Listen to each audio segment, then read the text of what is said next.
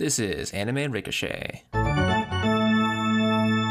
Hello everyone, welcome to Anime Ricochet, the premier anime podcast of the Nerd Blaze. My name is Jeff, and with me, as always, is a man who would be very well suited to the sport of basketball. His name is Jacoby, also known as Kobe. Welcome, Kobe. Hello, thank you for having me. As always, my man Jeff. He says that because I am a tall man. I am 6'2", and that makes me basically a giant. Yeah, and basically a pro at basketball. You played basketball, didn't you? I did. I was the worst player on my little team. Nice. My little league. I don't think you call it little league in basketball. You just call it a team, and I was awful. But I was tall, and I could just hold my hands up and catch a ball. What did you play, actually? What position did you play? Center. Oh, okay. I was in the middle. Yeah, I was the one at the bottom of the basket, holding down the fort, making sure nobody scored, but a lot of people scored a lot, to be honest. Dude, that's so awesome. I wish I could have watched you play basketball back then. That would have been fun. I wish. I bet. What position would you play? I bet you'd be point guard. I bet you'd be a good point guard. I don't know what that means. You're the one leading the charge, who's walking down the... We just watched a basketball anime. We need to know these parts. But actually, that's not our fault, because I don't think this anime that we're going to discuss ever has established in its 25-episode first season actually got into the positions. Exactly. And just before we start the anime, we just want to say this is an anime where we talk... Or this is a podcast. This is an anime about a podcast. No, this right here, what you're listening to, is a podcast about two guys who know nothing about sports, talking about sports anime. And the sports anime that we're talking about today is Kuroko no Basket, otherwise known as Kuroko's Basketball. So, without further ado, let's get right into it. So, Kuroko no Basket is an anime based off of a basketball manga of the same name. It was serialized in Weekly Shonen Jump from December 2008 to September 2014. By April 2014, the manga had 27 million copies in circulation. I assume that's a very big number for manga. The anime was released on April 7th, 2012, and it went until June 30th, 2015. It was directed by Shunsuke Tada and produced by Production IG. Production IG is known for such works as Psycho-Pass and Ghost in the Shell. Both very good animes. Yeah. So we're going to be discussing Season 1, which has quote-unquote 25 episodes. I say quote-unquote 25 because there's an episode 22.5. So there's technically 26, I guess. But we'll yeah. I wonder how that played out, because it's an OVA. It's one that's off to the side. But if you're watching it like we do, on Crunchyroll, they just kind of stick it right in there. They don't even give you any idea that it's not a real episode. Yeah, and we'll discuss all that. We'll discuss the extra episode as well as the regular Season 1 episodes. In this little spoiler-free discussion, we will have a spoiler section later on down the road. But we usually start these things off by talking about the characters. So, Kobe, what did you think about the characters?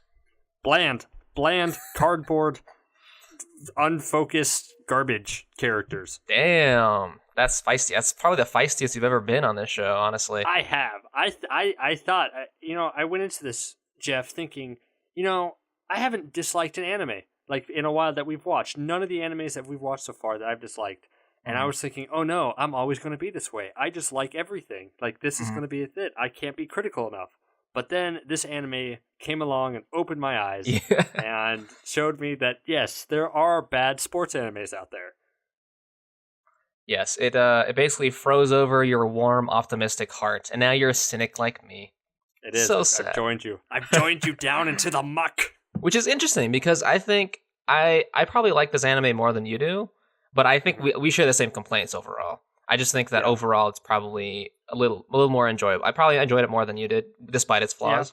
What did you think of the basically, I'd have to say most of the characters aren't executed very well. I think this is kind of a frustrating show for me because I think it's a show that had a lot of good potential, and it was a show that I think could have been really, really good.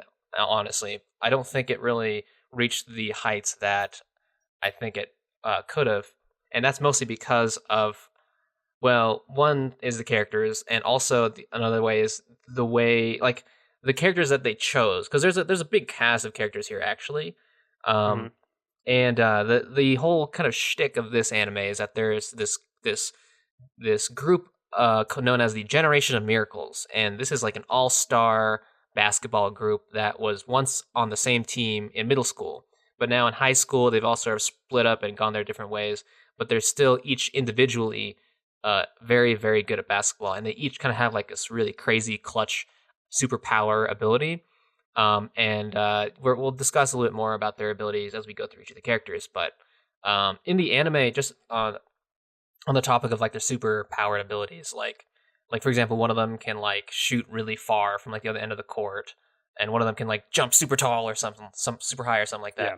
But like the way they portray it in the anime is it's very like amazing and like wow, like a superpower, and it is. But actually, I realized that it's not outside the realm of realism.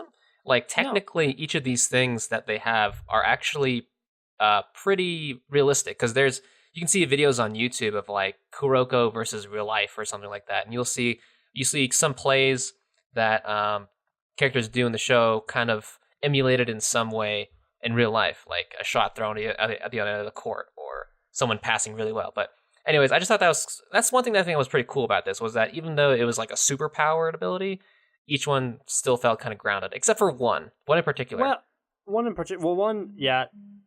even there's a character that we'll talk to. Maybe it's the same one that we're kind of referring to. The one, his superpower is just like he's really good, but really his really good aspect just comes from the fact that he's willing to play street ball. Like he's more flexible and fluid when less proper in his form, which makes him faster and better and more able to score shots.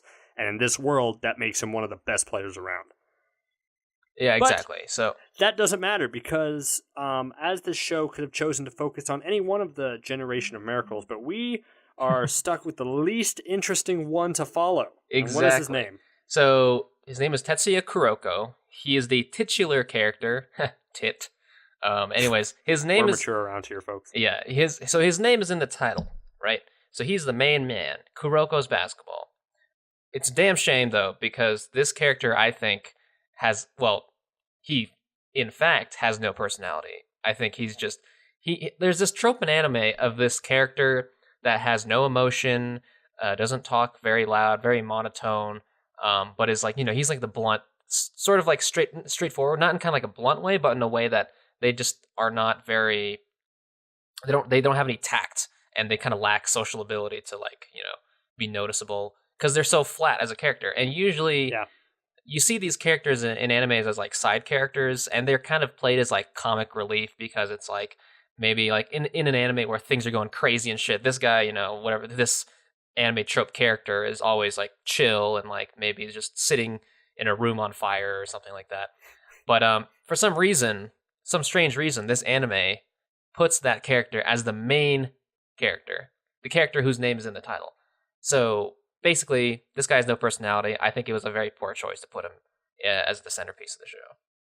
It was a very poor decision because he doesn't grow. He doesn't offer anything. He works, like if we look at all the past animes we watched, like Chihara Faru, this is the errata character. This is Prince of Stride. This is the, the other guy. Stoic character. The other guy's name was. This guy always plays the secondary lead. This character does not work as the main character, especially when he has no one to bounce off of. This character could work if, because this character is designed to bounce off somebody else. Like they never work by themselves. This character only works in relationship with probably the other lead character, and it's a shame because the other lead character that Kuroko bounces off of, his partner, is also mismatched. Like we usually split up each character here, but I think it's important to talk about these two characters together because these two characters only function together. It's Kuroko and Kagami. Yeah, that's right. Kagami. Light Kagami. Light Kagami. That's kind of a stretch, but basically, I'll accept it. Thank you. Kagami is the other character who Kuroko kind of latches onto and decides to use his special skills to help bolster into his, the best self. And that could work if Kagami was maybe a better character, but Kagami is not. He doesn't work paired with Kuroko's type of style, and that mismatch is off-putting for this entire anime. Yeah, I guess we should mention that. So Kuroko, his superpower is that he has the ability to be completely unnoticed, and that's kind of a lot of the comedy a lot of the comedy is derived from that character trait. is because a lot of times he'll just kind of pop out of nowhere, and people will look at him and be like, "Whoa, how long were you Whoa. there for?" Or like he'll just disappear, and they'll be like, "Whoa, where did he go?" And that worked for about the first 3 episodes. Exactly. And then they did it for another 17. Yep, they just kept on going. And then his other ability is that he can pass really well. Like he's got very fast passes. So those two in combination make him like a really good support character. So it's interesting in that he's a support character put in a main character's role. But yeah, so then he works off Kagami, who is his light. So Kuroko says that the stronger the light, the darker the dark, or something like that. Like he's basically something weird he's like basically that. the shadow. He is self-admittedly the shadow of the team. He's there to support the characters, and the main stars of the show, however stronger they are, the stronger Kuroko is. So basically his strength lies in how strong the rest of his team members are. So Kagami is the guy that he goes along with as a pair, and his superpower is that he can jump really high. And that's kind of it. And like, I guess, which is just kind of thrown in there halfway through. Yeah, I digress. Yeah, so like his power is that he jumps really high, and the way that he's contrasted with Kuroko is that he's pretty aggressive. He revels in the challenge of playing against opponents that are like stronger than him. He's hot-headed. He's huge. He's got red hair. See, think of it this way: he's the red-haired anime dude. Kuroko's like the light blue-haired anime dude. You just gotta look at the color of their hair. That's all.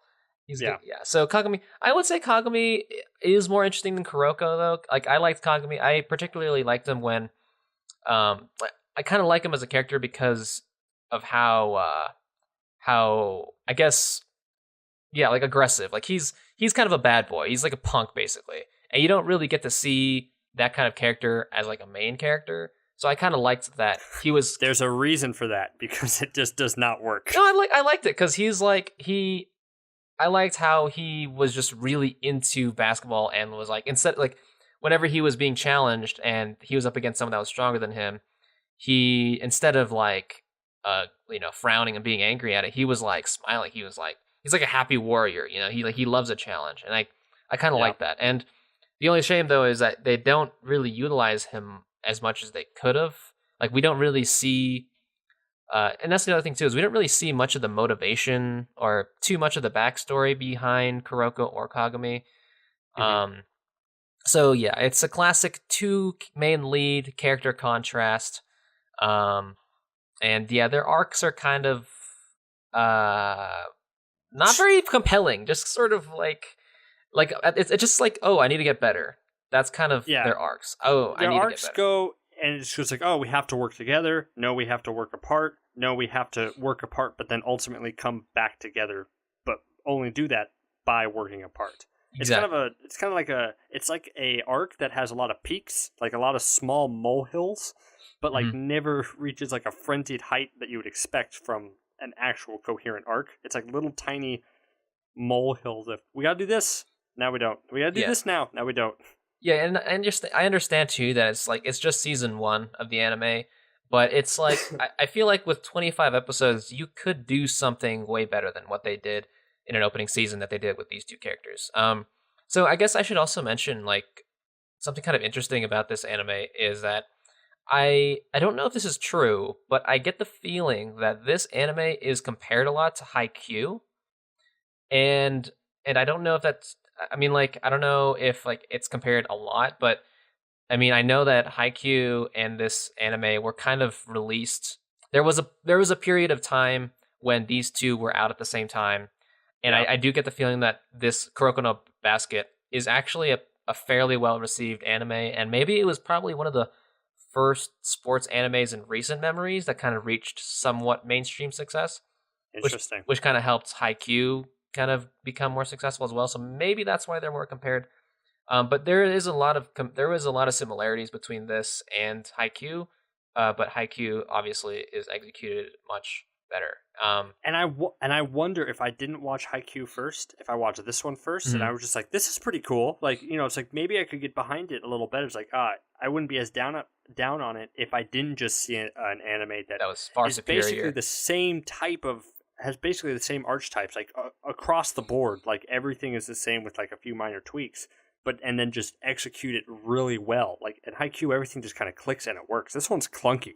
It is clunky. That's the best way. That's the best way to put it. It's clunky, and the decisions they made were very strange. And here's also a really weird thing too. Is so Kuroko, another one of his I guess his main motivation is that he wants to work as a team. He wants to, because his old buddies in middle school, I guess they as a generation, the generation of miracles, they each had their own individual strengths, and they were so strong as individuals that they didn't have to work as a team anymore.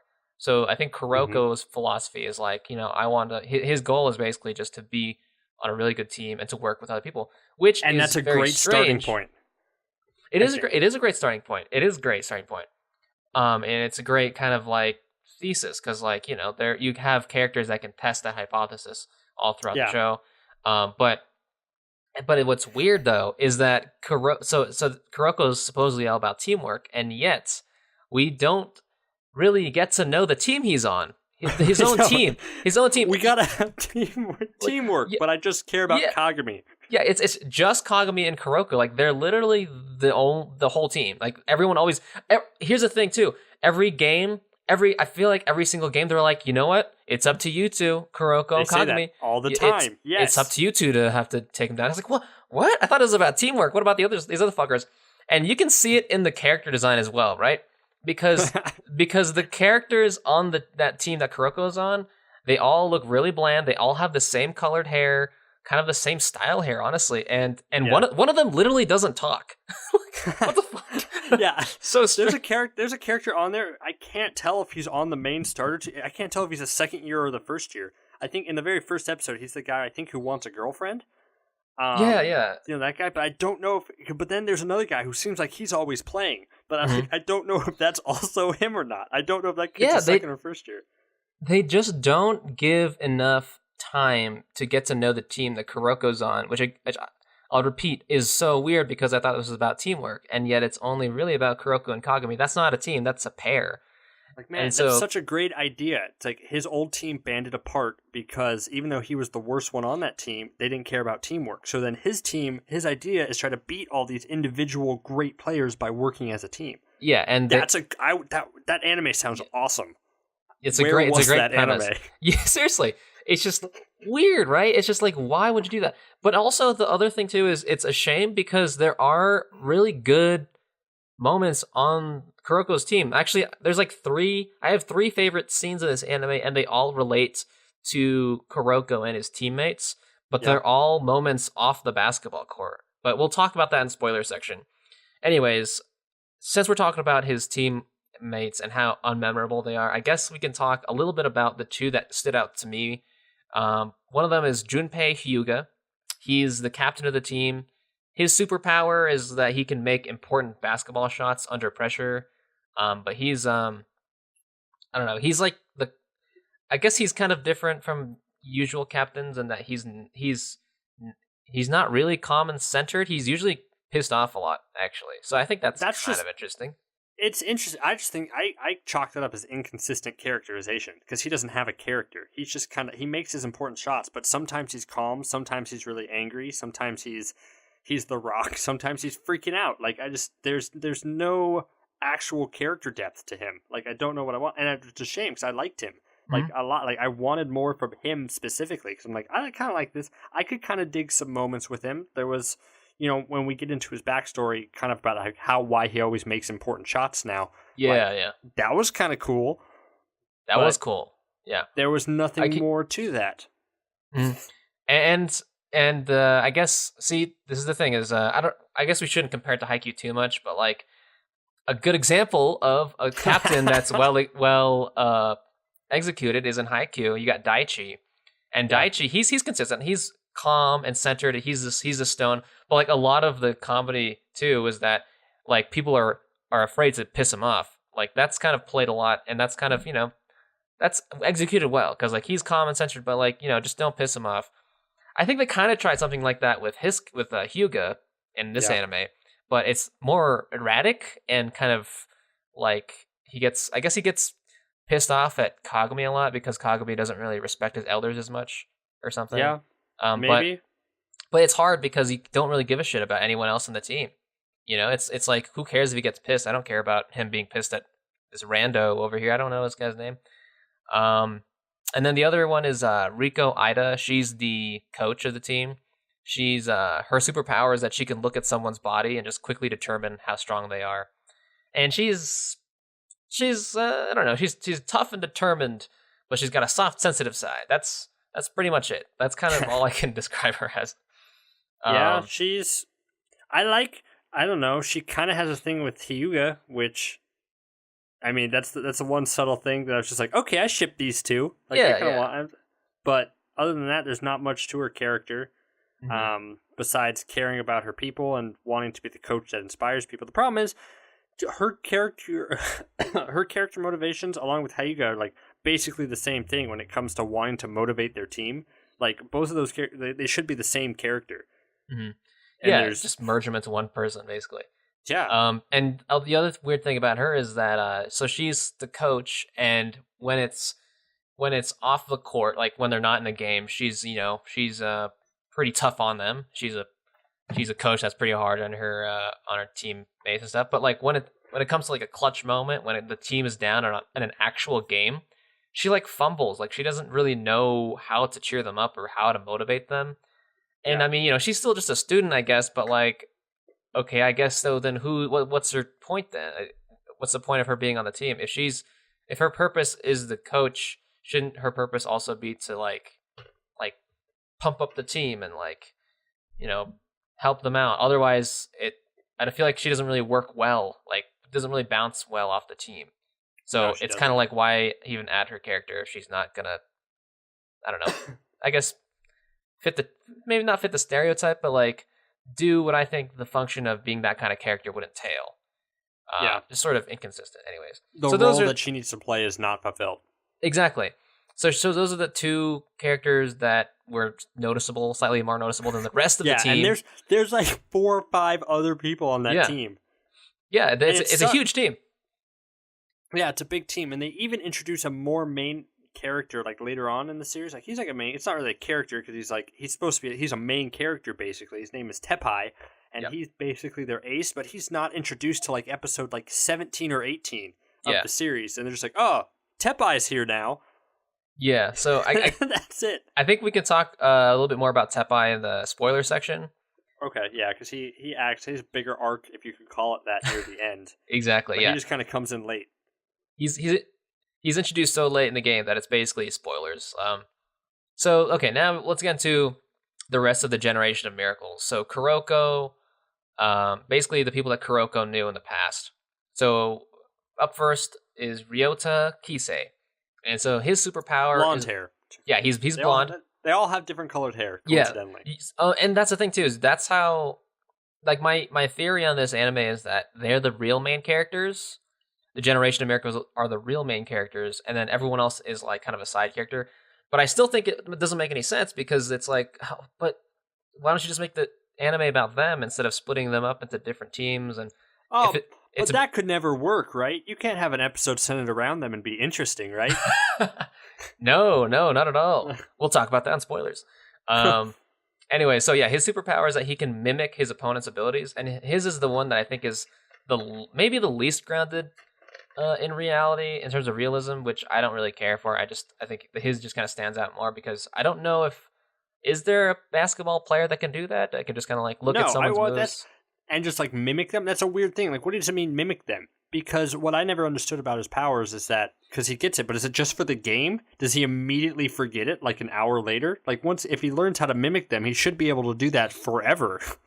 That's true. Yeah, and that's the weird thing. They don't really explain that. They basically just show him copying powers in the game, and then we don't see them using that after. So it's weird. Anyways, his personality is that he's pretty laid back. He's pretty friendly. He's probably the most, I guess, quote unquote normal out of the whole generation, which coincidentally makes him a really great POV character. I think he would have been a really good main character, which, there is an episode out there that kind of supports this theory, which we'll talk about in spoilers. But so he does make an interesting. I kind of agree with he does make an interesting character, but we don't get much of him. Like he's so over the top at the beginning that he doesn't. He's like as you say, it's like the least realistic of, I would say, like any of the characters. Like if we just followed the version of Kaisi that we saw in the first or second episode, I don't think that'd be interesting. But then the show makes Kaisi just kind of involved throughout the whole thing and make him kind of this big character. But I don't think he was that important in the first or second episode to really warrant his presence throughout like the next 15 episodes, where he just kind of stands around and just narrates from the sidelines. Like I don't think they did enough with his character to make him interesting, which was a shame. Yeah, so basically the generation, the rest of the generation characters, they're introduced as sort of like villain of the week, sort of. Yeah. You know what I mean? And yet they stick around for the rest of the show, which again, it's the other frustrating too. The other frustrating thing too is like, so I think that the generation that are supposed to be those main characters, the real main characters, and yet at the same time they're not given that treatment, but they still have presence throughout the anime and are given more scenes than the side characters. So it's like you're in this weird like Twilight Zone. Like you're teetering between trying to do like weird, like it's like you're trying to do two different things at once. Like these are kind of the main characters, but they're also the side characters. But we're not going to fully commit to giving them the screen time, or we're not going to fully push them off to the side to let the main characters develop. Yeah, everything that Kuroko does with Kagami is like, I think would have made a great OVA. Like if we had watched this and Kuroko was introduced as like, oh, another antagonist down the line, and then he's introduced as a character, oh, he's found another light, and he's with Kagami, and they're together and they're building up. It's like, oh, that's kind of cool. And then like in an OVA, we get 3 episodes exploring their relationship. That's great, but don't center a whole 25 episode anime around these two characters. Exactly. And Kisei does, I think, become a better character, especially towards the end. Which again, we'll talk a little bit more in spoilers, but like I'll just say that Kisei, I think, would have been a really good main character because I think he actually has a pretty good arc. Yeah. He towards the end kind of begins to get on board with Kuroko's philosophy of like teamwork and stuff like that. Whereas before he was an individual, which I think, I think it was pretty compelling. The execution was really good. But other than that, he's just a friendly dude. Also, he's like a really good looking model, and he's got lots of adoring fans. And yeah, he's kind of, I guess, like I said, the more normal of the POV characters, or not the POV characters, the generation. Which so it makes him not as interesting, but at the same time, I feel like they kind of maybe should have made him the main character, because then we could have seen through his perspective how he reacts to all these other crazy superpowered characters. Yeah. And then Kuroko has no personality, whereas Kisei actually has some personality and actually has some emotion. Yeah. So that's I guess the first of the generation of miracles that we kind of were introduced to. The second of the generation of miracles that we kind of go along in a villain of the week type format is Midorami. Is that his name? Midorima? Midorima? Yeah, I always misspell it or mispronounce it, but yeah. He is the green-haired individual. Ooh. Yeah, so he is an excellent shot. He makes 100% of his shots. No matter what, he will always make his shot. Which makes him an interesting, I guess, enemy as a team, because you have to combat a guy who will never miss, like no matter where he is on the court. Like his games are great because it starts off as, oh, he can make it at the 3-point line. That's pretty scary. Oh, he can make it from half court. That's pretty scary. Oh, he can make it from all the way at the other end of the basket. That's pretty scary. So he's an interesting villain. I think he's probably the most interesting. He's an interesting character himself. I wish we had more focus on him because he's also scary, yet also I think one of the funniest characters, which how serious he is in his belief of superstition, and how much he dives full on into carrying lucky totems with him. But yeah, what are your thoughts on Midorami? So Midorima, like he's your classic standard, what I like to call glasses character. Like, the anime characters that wear the glasses and they always push them up and then they say something either really smart or kind of really snide and sarcastic. Yeah. He's that character basically, but yeah, his whole twist about believing in horoscopes essentially, and carrying that weird the lucky item of the day, kind of serves a good contrast between like how serious he is, but also how silly his beliefs are. I think Midorima, I think he was the boringest one, honestly. I didn't really see much. Like, I didn't really find him very entertaining. I think his ability to shoot from anywhere in the court was an interesting challenge that the team had to solve when they're going up against him. But other than that, as a character, when we saw him in the rest of the show, I just honestly didn't care very much for him because we kind of know the least about him, and he's kind of just like the most. Yeah, I'm just gonna win, I just gotta win because I'm gonna win next time. Yeah, I guess you're right. Whereas the other ones, they're all kind of like that, but they all also have they're just more interesting as characters. Okay, so he's like a good stepping stone, basically, in between the more interesting Kaisei and then the third guy. Yeah, and the third guy, his name is Daiki Aomine, and his superpower is that blue hair. There we go, blue hair, and his thing is that he plays street ball. Like his plays are very unpredictable, and he's fast, and he's like the best guy. He's like the best at basketball in the generation, it seems like, and he was the original Kagami to Kuroko, basically. Like him and Kuroko worked together back when they were in middle school the most. Except he ended up being so good that the other team would give up on winning, and this made him pessimistic about finding anyone that could challenge him. So he's interesting because he's like, I like him because he's sort of like this unstoppable force. Like he always has some kind of trick up his sleeve, which I think makes him a pretty good antagonist. And also, it's I just like the fact that he's kind of like he's just like a cynical, like washed up person because he's so good. I love that character arc. It's the same as One Punch Man, basically. When you're so powerful that no one can challenge you, that it's just like, well, what do I do now? Like, I can't. I'm bored. Like, it sucks. Like Aomi like sleeps through games. He sometimes misses games. Because he doesn't really need to. He doesn't. He's not challenged. He doesn't find basketball fun anymore because there's no challenge. Yeah, and that's why I really enjoyed about him is that. Yeah, in terms of villain, he could have just been like, oh, he's so good. Like, I think recently we've seen a lot of villains that are just like, oh, I'm so good and I have no emotion and blah. But Aomine, he is that, but he does have emotion. He actually has a personality, And instead of just being like this imposing best person ever, he's like he's best person ever, but kind of sad about it. So that's what makes him more interesting than like the other. Yeah, more interesting than other big bads that we've seen. His favorite saying, if you're doing a drinking game for Kuroko's basketball, take a drink every time he says, "The only one who can beat me is me."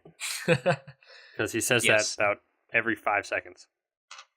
And it's true. And that's which is a cool tie-in to another character, which we'll talk about in spoilers, which I think is one of my favorite moments as well. So, yeah, those are the characters. I think overall...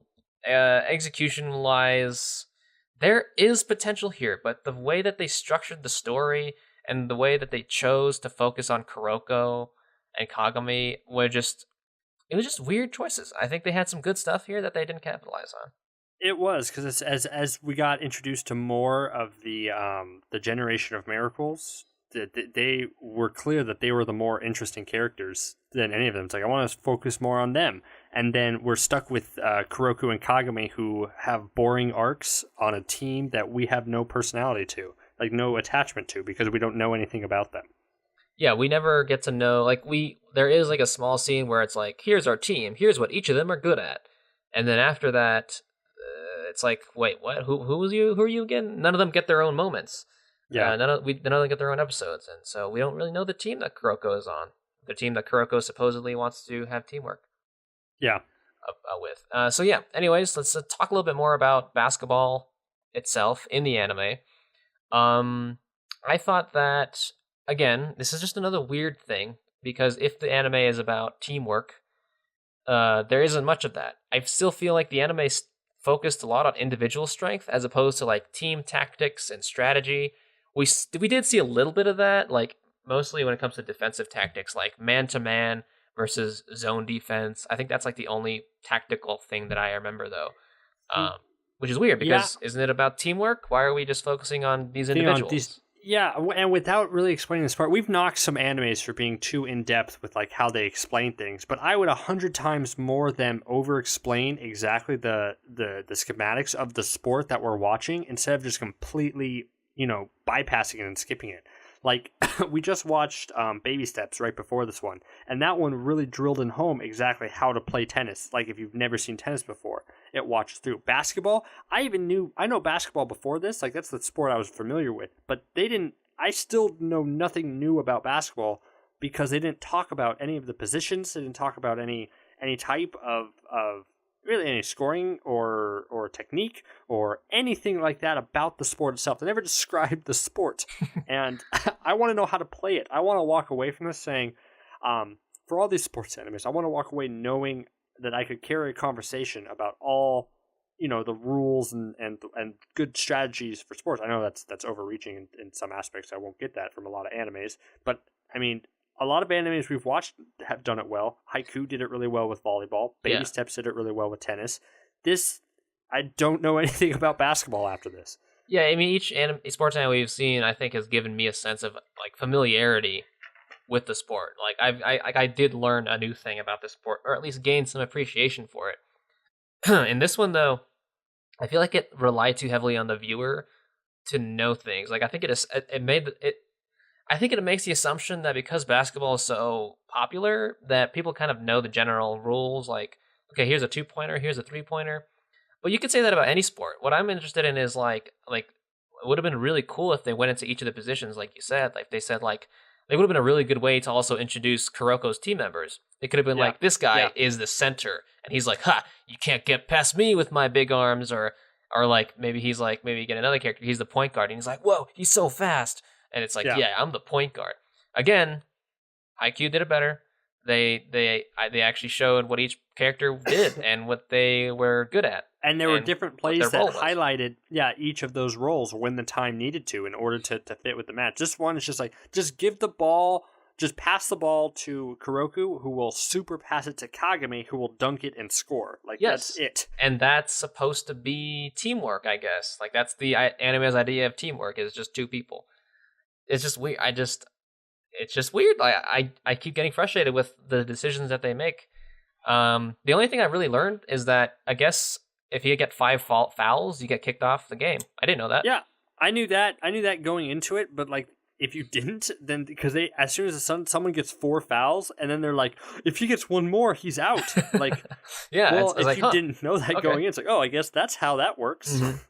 Exactly. So yeah, overall, it's a team sport, but doesn't focus really on the team element, which is pretty frustrating, kind of weird, especially when your main character loves teamwork. And then in terms of the actual matches, I don't know. Overall, I didn't find them too entertaining. They're okay. I think there were some enjoyable moments in them. I think it's good for like a casual watch, but there wasn't really actually there was one moment where I was like, dang, that was like a really good match, but that was towards the end. Everything before that was just kind of like, okay.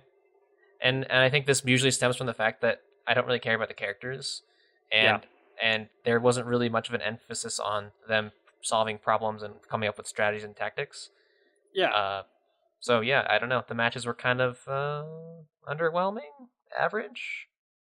I don't know. Exactly. I completely agree. They weren't.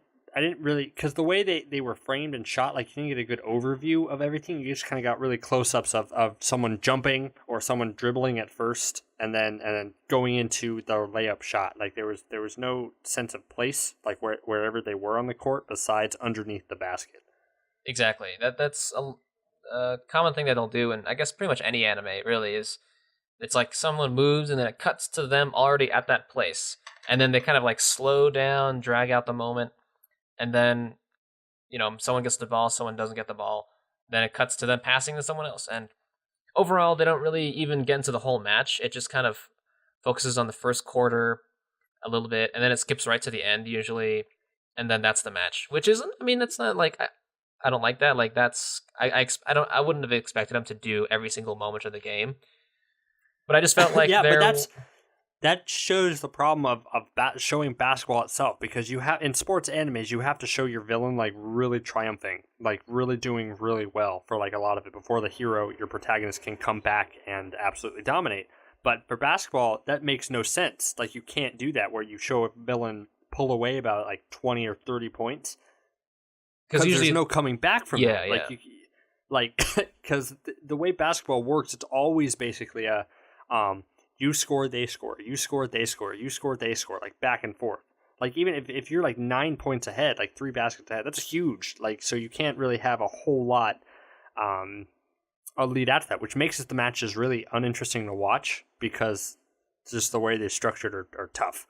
Yeah, and that is a little bit of how they show the match too. Is that one team scores, then the other team scores, the other team scores. Yeah, it's a little bit of a back and forth.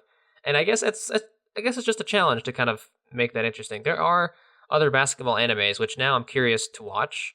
There's one that's really old. I think it's called like Slam Dunk or something like that. Mm-hmm. Which I'd be fascinated to see how they do it, to see if it does it better than this. But yeah, anyways, in terms of like the antagonists, we already sort of talked about them because the generation of Miracles, they're pretty much the antagonists. They're the bad guys, but they're also like the main characters. So yeah, overall they were okay. You know, some of them were more interesting than the others, but other than that, I didn't really feel much for them. Like their matches were kind of fun to watch, but I just never got this sense of like I didn't feel super threatened by them because I don't know. I didn't think there were great stakes really to set up with. That's it. To be honest, like there was nothing that was encouraging of why we really wanted Saren to win, which is their school. That's right.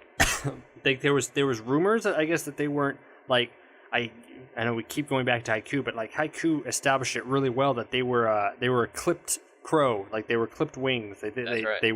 They totally failed before, and there was hints of that with Saren about how like last year they got completely decimated. Mm-hmm. But there was no sense of real shame to it. Like there was no sense of why it's so important that they win now. Mm-hmm. Like there was no motivation or underlying factor that made them really compelling to watch. Yeah, they introduced that element kind of a little too late, I think, because they introduced that when they're already competing in the tournament. And and it's like, hang on a sec, so this is their motivation? I feel like we should have maybe built up to that, maybe learned a little bit about it earlier. And also, too, don't they enter a tournament fairly early in the anime? Like, we don't get to see them as a team that much. And no, before they even get into the tournament. Yeah, it's like right away when in the terms of they establish Kagami and Kuroko as like this great duo, and all of a sudden they're immediately playing matches for a tournament. It's just like, well, I don't know anything else about this team. Not much time to simmer and let us know who these characters are so that we could root for them. That's the thing. We don't know enough about them to root for them. Yeah, that's probably the main problem. I don't know, and it's just so frustrating. Anyways, in terms of the animation, I don't know. I don't think there's anything special about it, really. It's a little crisper. Like I kind of like the style a little more than I have our previous ones. I like the like sharper colors, I think, with everything and like some of the matches and the way the characters are designed. But it's nothing truly spectacular or anything. Yeah, and they don't really do any like cool things with like the superpowers that the characters have. Like, I mean, Kuroko, when you see Kuroko do super cool passes, that's kind of cool because you kind of see the ball swoosh around. You see like the trails that the ball is going through as Kuroko passes it, so that's interesting. And sometimes you'll have like these colored auras based on the color of the person's hair, obviously. These colored auras around the bodies of the basketball players when they're about to do something really awesome or whatever. And then that's about all they do when it comes to... For the animation-wise, yeah. Yeah. Okay, so the soundtrack, though, I actually love the soundtrack of this anime because I think it actually really elevates the moments in the series, makes it more exciting, makes the matches a little more tense. It's just got like really heavy drum beats, deep synths, and just like cool electric guitar. And I like the opening and closing songs of pretty much. I think I like all of them in season 1. Let's fly now. Yeah, no, I really like the soundtrack of this anime actually. I will give it. I would say like because I don't like a lot about this anime, but it's like I do like the soundtrack a lot. Yeah, it's just badass. Like it just makes everything feel so cool. Yeah, it does. So yeah. Anyways, I guess it's time to go into the spoiler section. Okay. We're entering. Yeah, getting into spoilerton now. We'll put a timestamp into the description for the end of the spoilers. So yeah. Anyways, what do we start with, Kobe? Because there's a lot to talk about.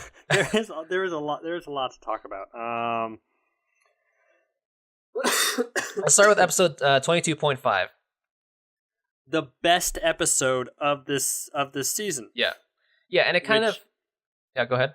Or it's just like, which is the episode where it's like an OVA. It seemed like to be released afterwards, but if you're watching on Crunchyroll, they just insert it right away. It switches. It's a flashback episode to Kaisei's first introduction onto the team of Generation of Miracles.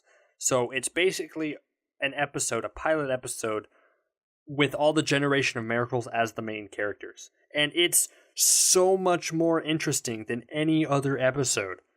Yeah, it's it kind of lends credence to my theory that perhaps the Generation of Miracles should have been the main characters, and Kisei is the POV in this episode as well.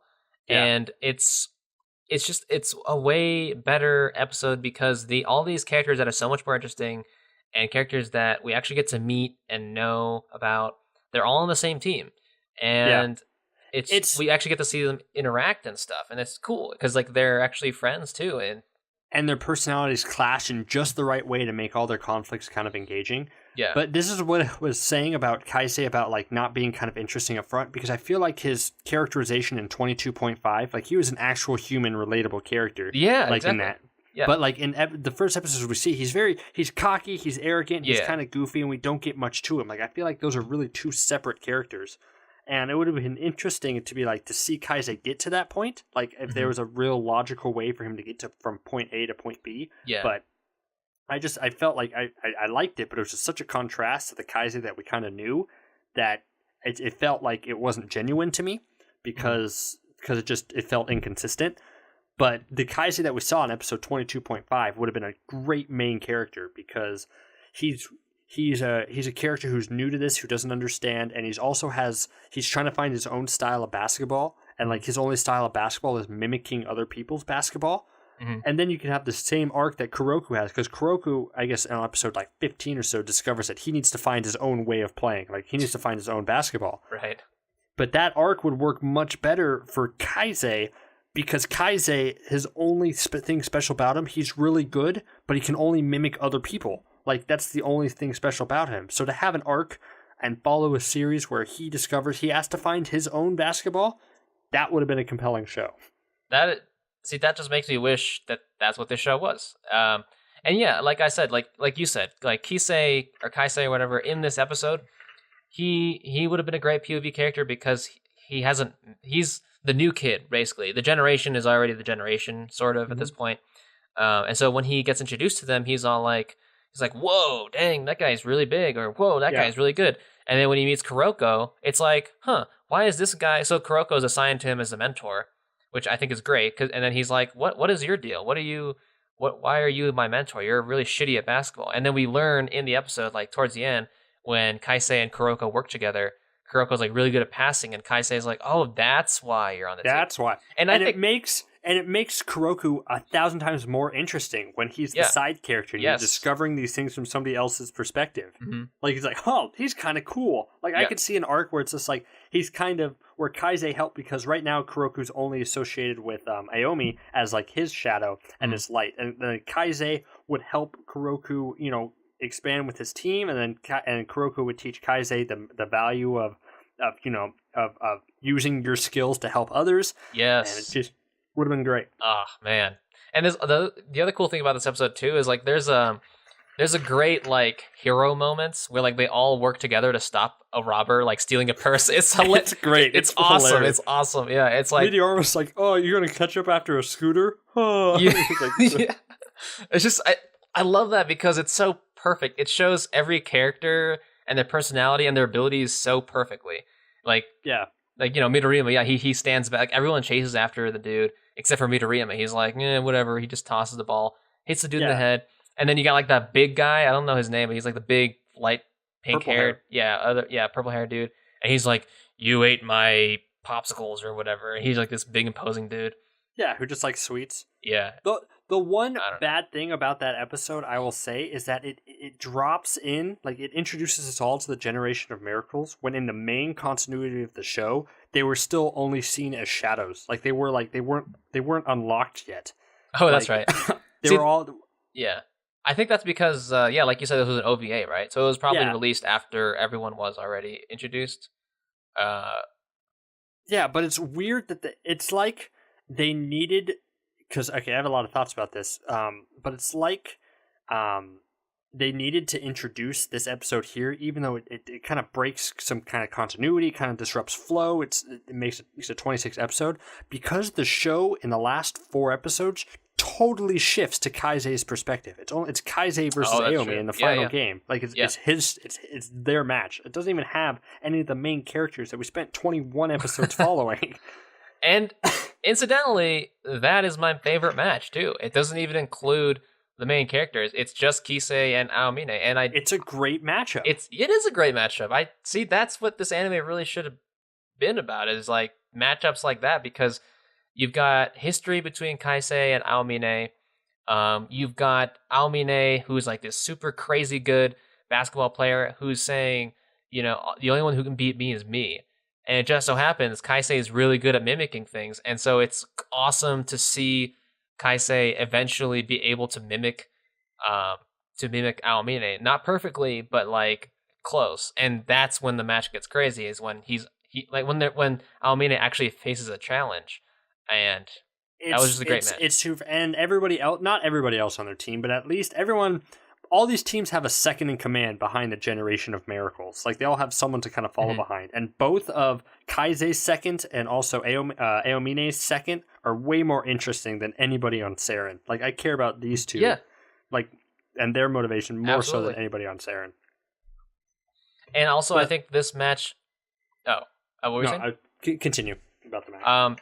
Also, I think the Kaisei versus Aomine match made me care and believe way more in the whole teamwork thing than anything that Kagami or Kuroko did, because the whole time Kaisei's second is supporting him the whole way. Their general strategy is basically to give Kisei the ball, but there's this great moment where Kisei is kind of like learning and understanding, like, oh man, I get what Kuroko's saying. This team is looking out for me. I should look out for them. And Kaisei's last move is, as he's going for a shot, he actually passes it to his team member, which, it doesn't work out because Aomine still blocks it. But I just thought that was an awesome indicative moment. So good, because it was so good. Because Aomine's like, I only knew you were going to do that because that's the one thing I would not do. Yeah, like, you still have so much to learn. Like, that's really cool. Because then, if the whole arc followed Kisei about teamwork, and then to have it just shut down like that because like there's still so much to go about it, then that would have been a even more brutal moment, and I would have loved it. Yeah, and then to see, and then you could have season 2 and season 3 about how Kaisei, he just realized teamwork is important. His last move didn't work, but that's because he's not used to working as a team. And then it's like, imagine because he only did it the only last move. He just started it.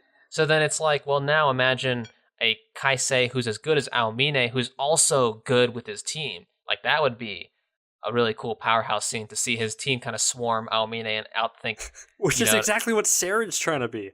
Like, and it sucks because Kaisei couldn't beat Aomi because that's not his fight to beat, because it has to be the main characters who beat him and knock him out. So it's not Kaisei's fight. It's such a damn shame.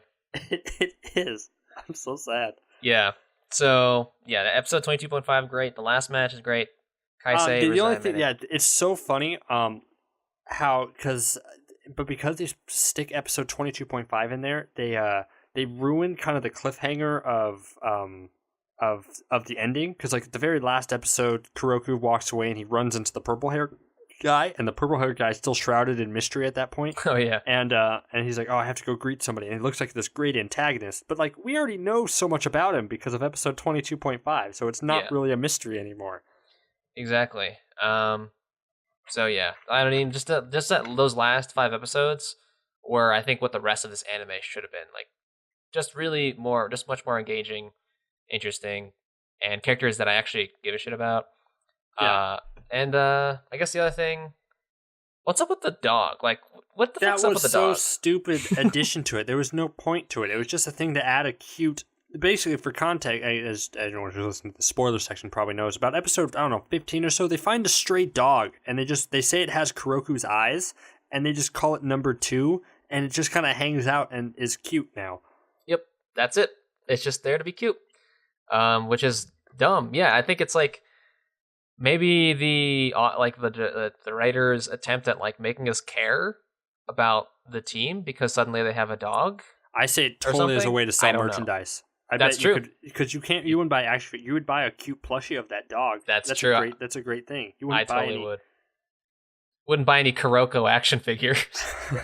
I would buy a Generation of Miracles poster. Like, I bet that would look sick. I bet it would look cool, yeah. And then also, so Teppei Kiyoshi. Let's talk about Teppei. So fuck Teppei. Teppei was. Here's the thing too is I actually like Teppei. I just think it's a shame that he was introduced so goddamn late. Like, they could have used a character like that. They could have used another character that actually has a personality and actually feels like a leader of the team. Because I think that's what Teppei was. He's kind of ditzy, but he has a plan. He's kind of sneaky in his way. Yeah, he is. Like, he's smart and he's cunning. Yeah.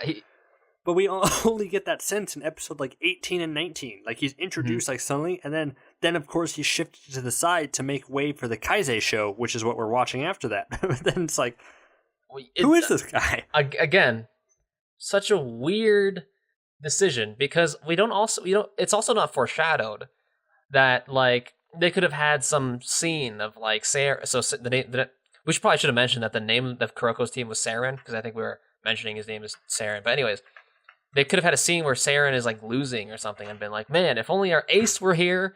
We got this ace lined up, but he's not here. Instead, it's just like, boom, meet Teppei.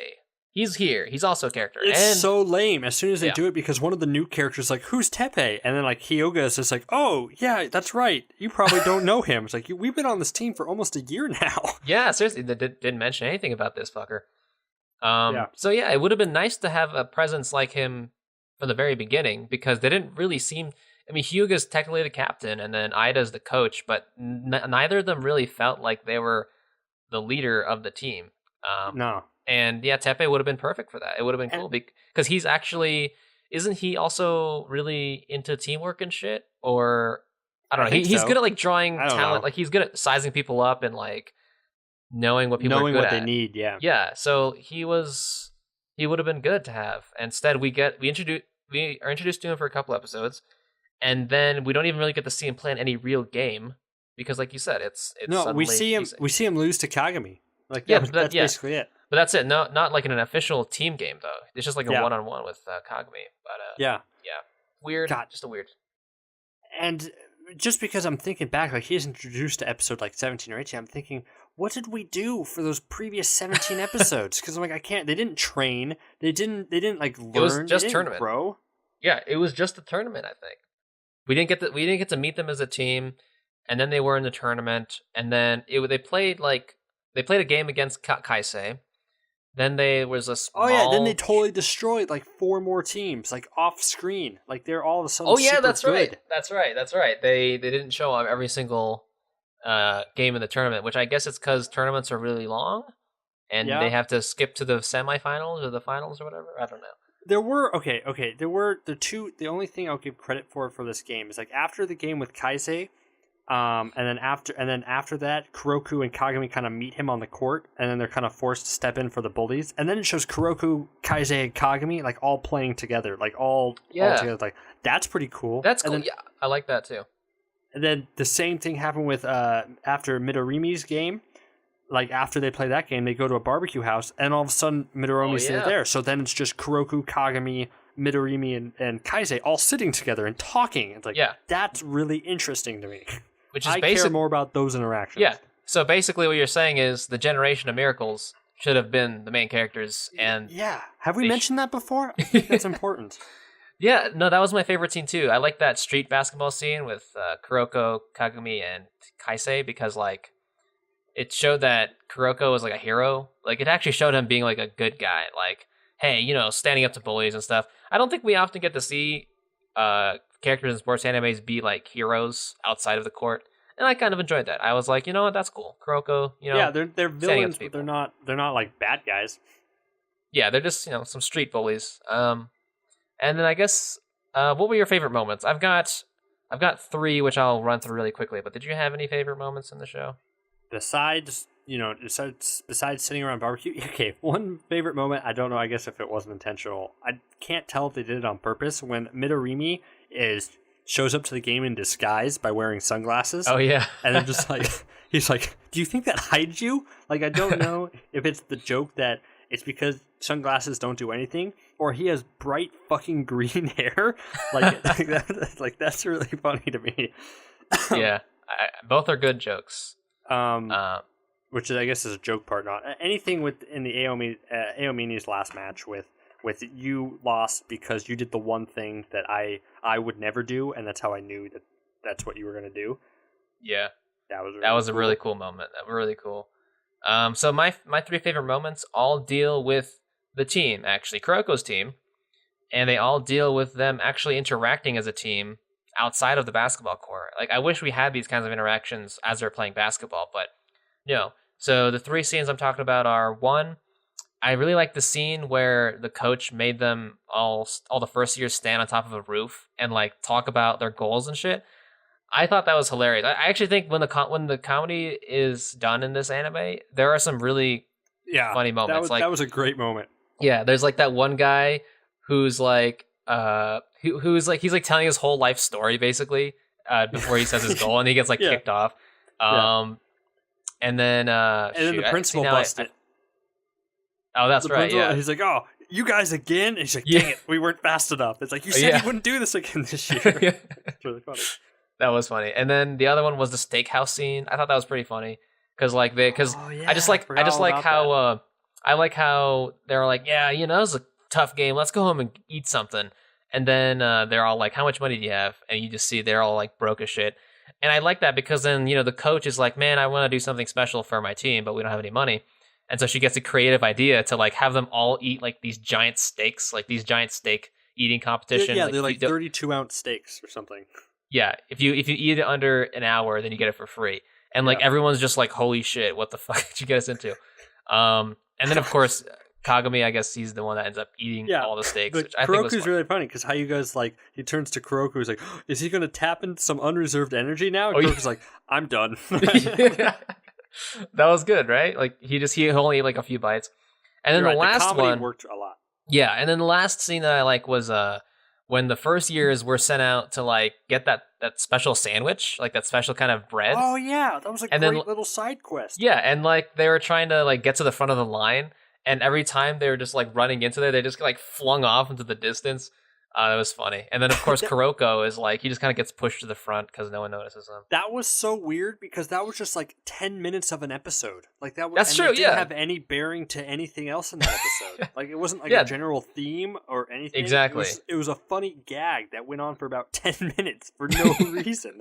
It's like they couldn't fill the episode. It's like, we got to insert this somewhere. Yeah, I mean, which I loved. I thought it was funny, and like it's a shame because these are characters that I think I could have really liked. I could have really liked these characters because of how they interacted with each other as a team, but we never actually get to see them play as a team. It's like any moment to do with food is fun. It makes them interesting because they actually have to work together. That's weird. Like they're actually working together as a team. Which is not on the basketball court. Like, and that whole gag with the thing that wasn't even like a teamwork type thing. It was like, because of course they all just like go in by themselves and they all fail, but then Kuroko just does it instantly. But then that's the end of the gag. Like that should have been like a moment where just like, we got to work together in order to do this. Yeah. It would have been cool to see them do their different strengths, but the other first years don't have their own strengths. They're just, I don't even know their names. I think there's one guy with the big eyebrows. There's a bald guy, right? I'm pretty sure there's a bald guy. Maybe, I don't know. I don't think he plays. Yeah, I don't know. Whew. All right. Anyways, is there anything else we should talk about in spoiler section?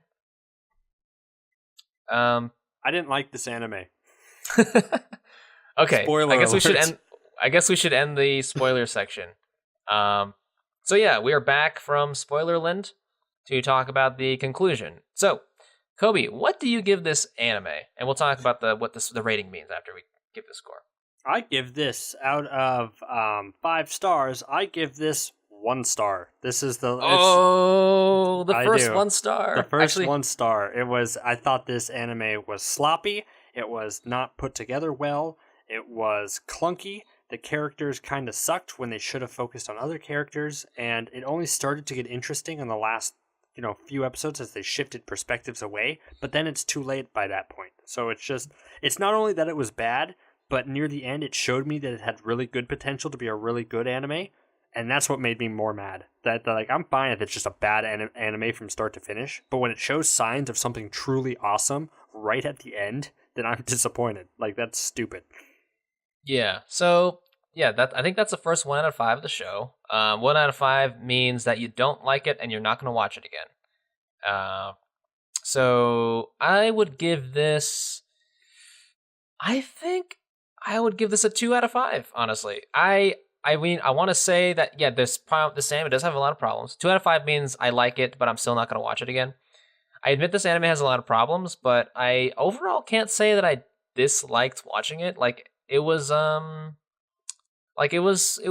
a nice casual watch, let's just say. I think Yeah. if you're into basketball, I would recommend it. And opposite to you, the fact that it showed so much potential and towards the end, it kind of piques my interest, actually. I think I might actually watch the next season. I'm not saying I definitely will, but I'm kind of interested. I'm kind of interested to see where it goes. Yeah, I agree with you there. I am, but that's what makes me so mad is because I actually want to watch it to see to know that it gets better. But it's like I'm mad that because I don't want to, but I also want to at the same time. Where it's like I don't want to watch anymore, but it's like it showed potential, but I can't watch another 17 episodes dedicated to Saren when they're not interesting characters. That's a really good point. And I mean this anime has 3 seasons. I think it's done actually. The manga's done. I believe the anime is also done. Really, it's done. Like you know what? Yeah, let's see. When was the last time? So season 3 was well, actually, I don't know. It might not be done. I mean, let's see. Season 3 was ended on December 10th, 2016. So it might still be going, but I don't know. If it's the manga's done. I know the manga is definitely finished. So knowing that it's a complete story, it's just like maybe I've got to see this whole thing. Maybe it will totally change my mind. Like if I watch the rest of this, all of a sudden I'll be like, "Oh, this is actually," because then it could be really great in the sense of it started off so shitty, but then turned into one of my favorites. Yeah. Man, my cynicism is going away, and now I'm back to being optimist. So it's just like maybe this anime can get back on track if it stops sucking. Mm-hmm. So I'm just looking up season 4 for Kuroko's basketball. Let's see.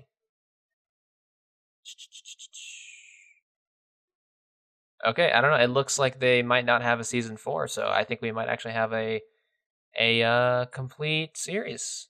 Okay. So, anyways, yeah. So I agree with you. Just a very frustrating anime. For me personally, it kind of, it was enjoyable. It was okay to watch. Let's just say. So yeah, I guess that's it. I mean, we did it. That's Kuroko no Basuke. Like I said, I mean, I would recommend it if you like basketball. I would just say don't expect too much from it. How about that? Yeah. Don't expect too much from it. And don't watch episode 22.5 until the end. Yeah, exactly. That'll just piss you off.